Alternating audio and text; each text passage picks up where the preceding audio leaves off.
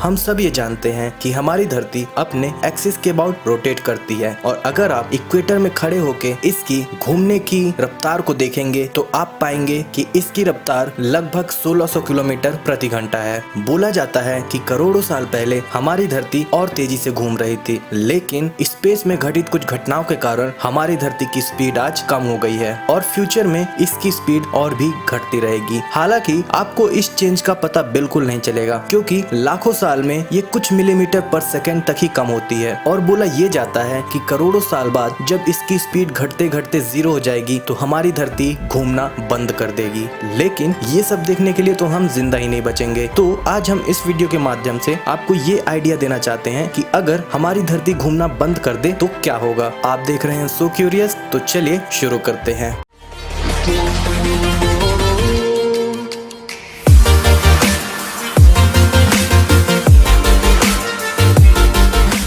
अगर हमारी धरती एकदम से घूमना बंद कर दे तो न्यूटन के फर्स्ट लॉ ऑफ इनर्शिया के अनुसार दुनिया की हर चीज एक ही डायरेक्शन में तेजी से बढ़ने लगेगी, जिसके कारण हम एक दूसरे से टकरा के या किसी भारी चीज से टकरा के मर सकते हैं और धीरे धीरे इस दुनिया के सभी लोग एक बार में ही मर जाएंगे। लेकिन एक पल के लिए मान लेते हैं कि धरती धीरे धीरे रुकना चालू होती है, यानी वो 5 साल में पूरी तरीके से रुक जाएगी। अब देखते हैं हमारी जिंदगी पे या इस धरती पे इसका क्या इफेक्ट पड़ेगा। मान लेते हैं अर्थ की स्पीड कुछ किलोमीटर पर आवर पहले दिन ही कम हो जाती है। इससे हमें तो कोई फर्क नहीं पड़ेगा, इनफैक्ट हमें पता भी नहीं चलेगा कि ऐसा कुछ हुआ है। लेकिन सैटेलाइट्स कंफ्यूज हो जाएंगे और वो प्लेन्स को एयरपोर्ट की गलत लोकेशन देने लगेंगे, जिसके कारण क्रैश लैंडिंग होने के बहुत चांसेस बढ़ेंगे और दुनिया भर में हजारों लोग मारे जाएंगे। तो आपने देखा सिर्फ पहले दिन में ही कितने लोग मारे जा रहे हैं। 15 दिनों बाद एक दिन की लंबाई लगभग 24 घंटे 12 मिनट हो जाएगी। धरती की स्पीड 15 किलोमीटर पर आवर कम हो जाएगी और जो फोर्स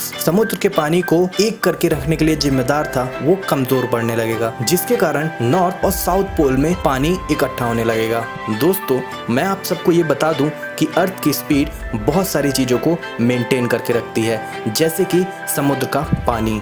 90 दिनों बाद कनाडा, अलास्का और रशिया जैसे देशों के उत्तरी इलाकों को पूरी तरीके से खाली कराना पड़ेगा क्योंकि वहां पूरी तरीके से पानी भरने लगेगा। एटमॉस्फेयर की परत इक्वेटर पे पतली और पोल्स पर मोटी हो जाएगी और मुंबई, सिंगापुर जैसे इलाकों को बहुत ज्यादा खराब एयर क्वालिटी मिलने लगेगी। उत्तरी इलाके जैसे कि कोलोराडो को एल्टीट्यूड सिकनेस का सामना करना पड़ेगा और समुद्र तल से 5000 मीटर ऊपर लगभग जिंदगी नामुमकिन हो जाएगी। 120 दिनों बाद हमारे दिन 28 घंटे लंबे हो जाएंगे। रशिया की ऑयल फील्ड इंडस्ट्री पूरी तरीके से पानी में डूब चुकी होगी। अर्थ की लेयरों के बीच में फ्रिक्शन इंक्रीज होने के कारण लगातार भूकंप आते रहेंगे। वॉल्केनिक इरप्शन जैसी घटनाएं भी बहुत तेजी से होने लगेंगी, जिसके कारण करोड़ों की संख्या में एक्वेटिक लाइफ इफेक्ट होगी। फ्लोरिडा पूरी तरीके से डूब चुका होगा। बहुत सारी सिटीज खाली हो चुकी होंगी क्योंकि वहां का एटमॉस्फेयर रहने लायक बिल्कुल नहीं है। अर्थ की मैग्नेटिक फील्ड पे भी इसका अच्छा खासा इफेक्ट पड़ेगा। वो कमजोर हो चुकी होगी, जिसके कारण सोलर रेडिएशन बढ़ जाएगी। दोस्तों, 365 दिनों बाद एक दिन की लंबाई लगभग 30 घंटे होगी। UK, northern Europe, Belgium, Portugal और बहुत बड़ा पार्ट और जर्मनी, फ्रांस और रसिया जैसी कंट्रीज के लगभग आधे से ज्यादा हिस्से पानी में डूब चुके होंगे। 912 दिनों के बाद एक दिन की लंबाई लगभग 124 घंटे हो चुकी है। अर्थ की स्पीड 320 किलोमीटर पर आवर रह गई है। Europe, France, Canada, Greenland, island, Antarctica जैसे अब नहीं बचे हैं। South America, central Africa, middle east, Asia और इंडोनेशिया जैसे बड़ी जगहें अब रहने लायक नहीं बची हैं। लेकिन एक इंटरेस्टिंग चीज आपको ये देखने के लिए मिलेगी कि इक्वेटर में एक नया सुपर कॉन्टिनेंट बनने लगेगा। 1460 दिनों के बाद एक दिन की लंबाई 624 घंटे हो चुकी है। नाइट का टेम्परेचर लगभग -50 डिग्री सेल्सियस हो गया है, जो कि बहुत सारे स्पीसीज के एक्सटिंक्ट होने का कारण है। रेन फॉरेस्ट पूरी तरीके से तबाह हो चुके हैं और फसल उगाना लगभग नामुमकिन हो गया है। पूरे यूरोप में केवल स्पेन ही बच पाया है क्योंकि वो इक्वेटर के सबसे पास है। 1825 दिन, आज आखिरी दिन है, यानी आज हमारी धरती पूरी तरीके से रुक चुकी है। एक दिन की लंबाई 1 साल हो गई है और पूरी दुनिया को जिंदगी के लिए